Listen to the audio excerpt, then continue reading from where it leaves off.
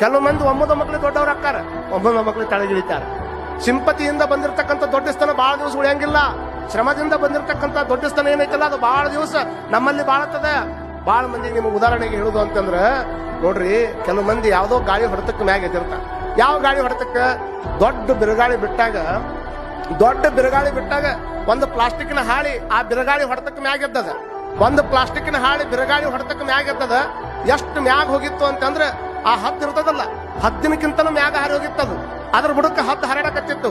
ಆ ಪ್ಲಾಸ್ಟಿಕ್ ಹಾಳಿ ಬಿರುಗಾಳಿ ಹೊಡೆತಕ್ಕ ಮ್ಯಾಗ ಎದ್ದೈತಿ, ಹದ್ದಿಗೆ ಅಂತಿತ್ತಂತ. ನೋಡಲ್ಲ ನಾ ಎಷ್ಟು ಮ್ಯಾಗ ಬಂದೀನಿ ಅಂತಿತ್ತಂತದು.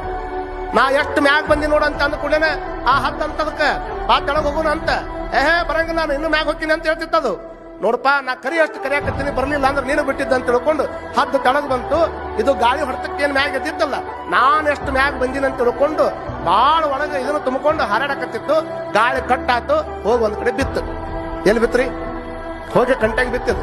ಆ ಕಂಟ್ಯಾಗ ಬಿದ್ದಾಗ ಹದ್ದು ಅದ್ರ ಮಕ್ಕಳಿಗೆ ಹೋಗಿ ನಿಂದಿರ್ತದ.